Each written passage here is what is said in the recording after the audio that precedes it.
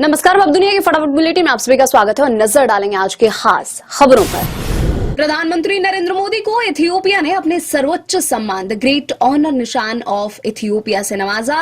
यह सम्मान भारत इथियोपिया संबंधों में नई मजबूती का संकेत है। पीएम मोदी यह सम्मान पाने वाले पहले विदेशी राष्ट्र प्रमुख बने हैं।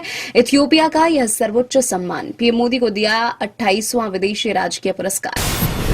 पहाड़ी राज्यों में शुष्क लेकिन तीखी ठंड और ऊंचाई वाले इलाकों में बर्फबारी के इलाके कोहरे की चपेट में। पहाड़ों पर भी बर्फबारी का सिलसिला जारी। मैदानी हिस्सों में घना कोहरा और प्रदूषण ने जनजीवन को प्रभावित कर रहा है। प्रधानमंत्री नरेंद्र मोदी और इथियोपिया के प्रधानमंत्री अबी अहमद अली की वार्ता सफल रही। भारत और इथियोपिया ने अपने ऐतिहासिक संबंधों को रणनीतिक साझेदारी में बदला है।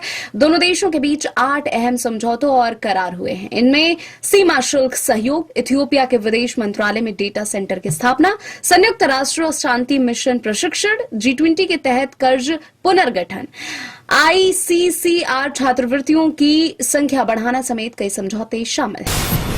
पश्चिम बंगाल में एसआईआर 2026 के तहत मतदाता सूची से 58 लाख से ज्यादा नाम हटाए गए हैं। इसमें मृत, स्थानांतरित, लापता और डुप्लीकेट नाम शामिल हैं। निर्वाचन आयोग ने एसआईआर के तहत तैयार किए गए मसौदा मतदाता सूची से हटाए गए मतदाताओं की सूची को प्रकाशित किया है। अब एसआईआर के तहत लगभग 1.36 करोड़ मतदाताओं को सुनवाई के लिए बुलवाया जाएगा।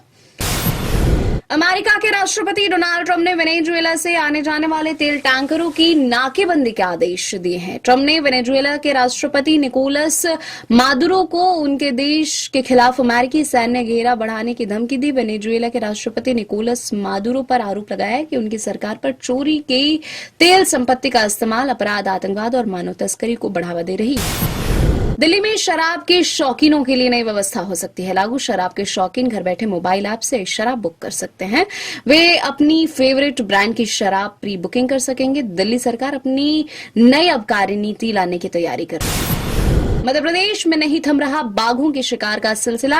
एक हफ्ते में 6 बाघों की मौत। साल 2025 में बाघों की मौत का आंकड़ा हुआ 54।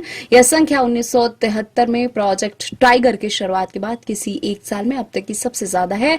बता देंगे मध्य प्रदेश टाइगर स्टेट है। दिल्ली में कल से सरकारी और प्राइवेट दफ्तरों में 50% वर्क फ्रॉम होम जरूरी हो गया है। मजदूरों को 10,000 का मुआवजा। प्रदूषण पर सरकार का फैसला, नियमों का पालन न करने वालों पर जुर्माना लगाया जाए। कांग्रेस के वरिष्ठ नेता पृथ्वीराज चौहान का बयान, कहा भारत को इतनी बड़ी सेना की जरूरत नहीं, सैनिकों को किसी और काम में लगाएं।